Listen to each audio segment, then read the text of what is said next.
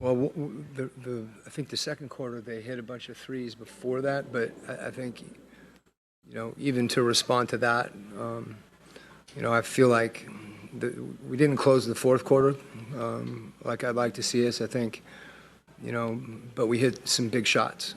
So, but it's that competitive endurance mentally to continue to focus in those situations is something, man, we've got to keep working on it. We've got to keep working on it, particularly in the fourth. And Zach had those 2 early fouls in the first quarter, but then he ends the game with only 3. What does that say about his ability to not only process the game in real time, but actually act on it as well? Defensively, he can really move his feet. And when people do drive, it's hard to get an advantage to the point where he can't impact your shot. And he just got to be, some of those are going to happen.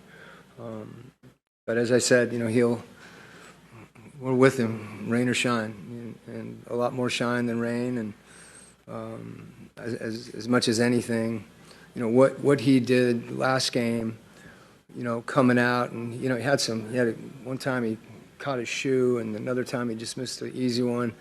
But I think the thing about Zach, and I'll relate it to tonight too, is for a 19-year-old to have that level of mental toughness. When there's adversity early in the game and to just play through it, I think that happened. The fouls didn't bother him either. And obviously we all believe in him. Coach, how important is DeAndre Hunter to this team? I mean, just using these last 2 games, feels like. He's pretty important, obviously, right?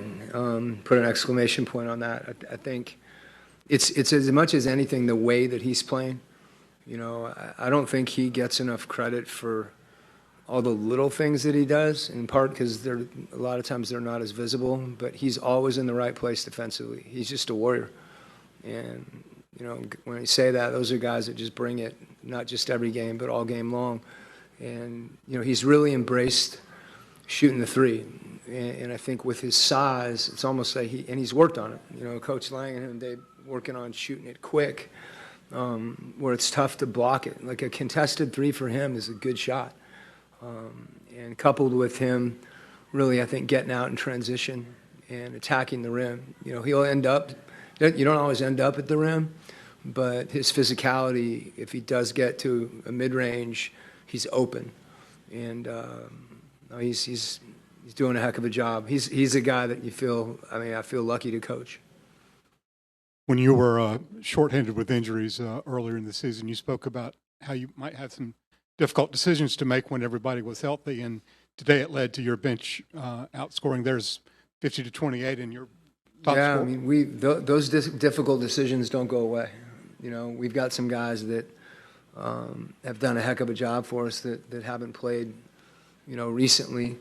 But I think the way that our team's playing, it's more than it's the way we're playing that I'd like to. That's what we got to keep grinding on, and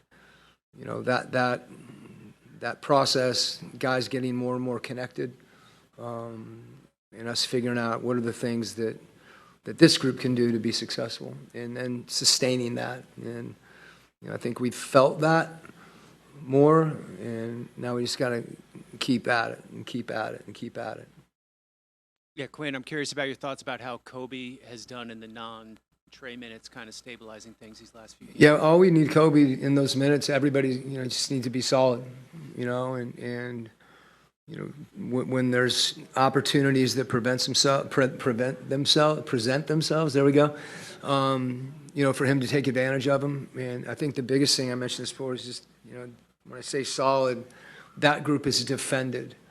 And his ability to guard, that's the most important thing, because if we can get stops, and I mentioned this before, then pushing the ball, so just workmanlike efforts, have a way of raising the level, and those are the times that he's able to impact the game the most.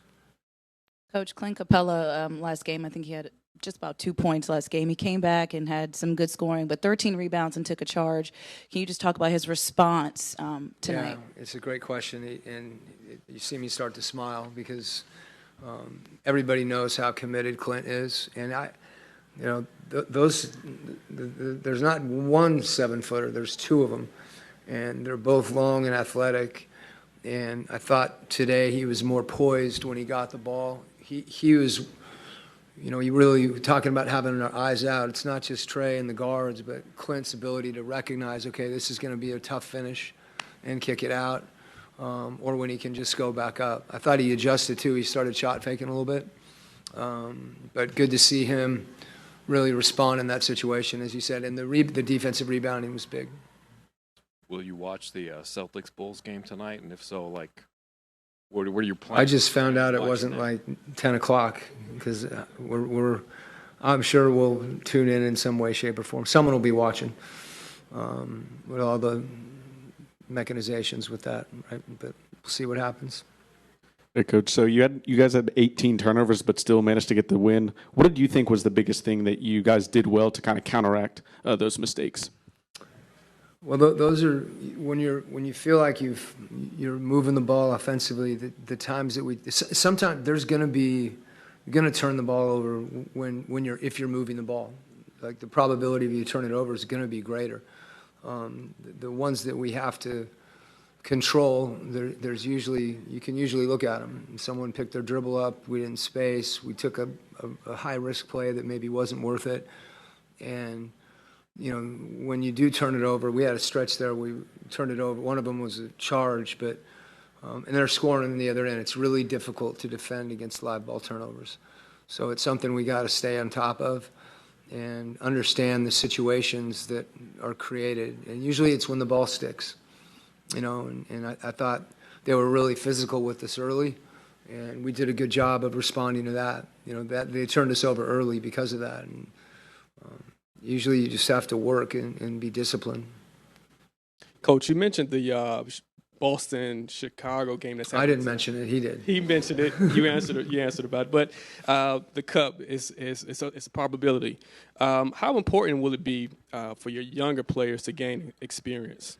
I think any experience we can gain, older and younger.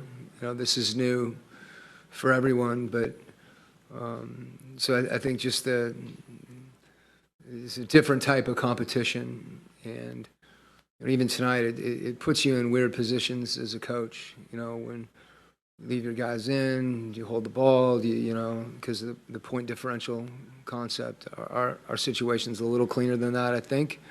But those are the types of things that, not speaking to that, I think the Cup generally, is a great competitive experience that you can take with you. They're big games, so to speak, and the point differential component. I don't know another way to do it. Kind of is what it is, but I don't think that impacts the fact that this is a really good thing.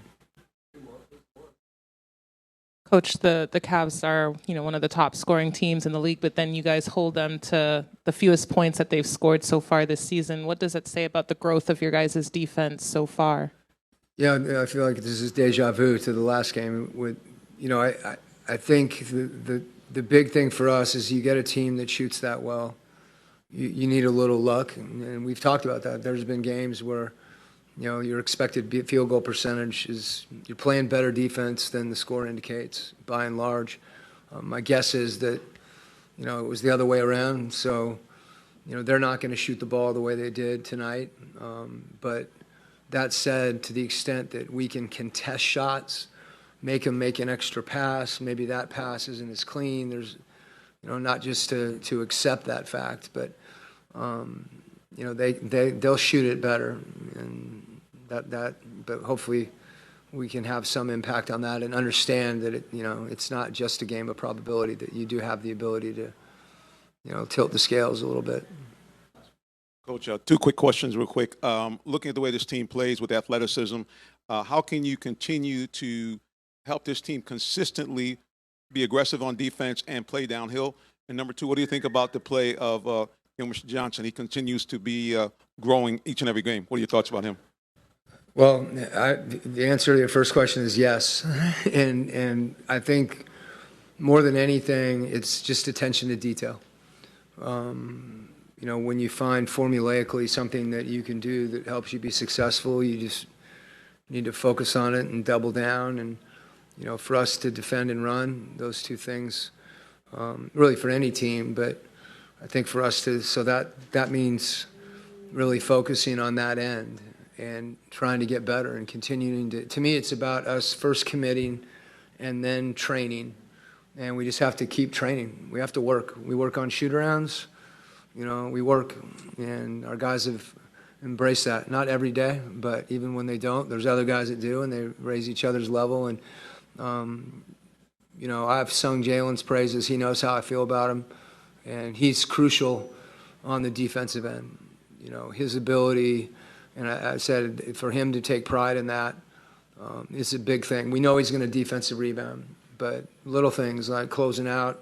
He didn't contest Garland's shot, the first one, and he immediately, I got it. He didn't get a rotation, I got it. So the first step for us is knowing where we need to get better, and then our guys owning it and us continuing to train and work on it.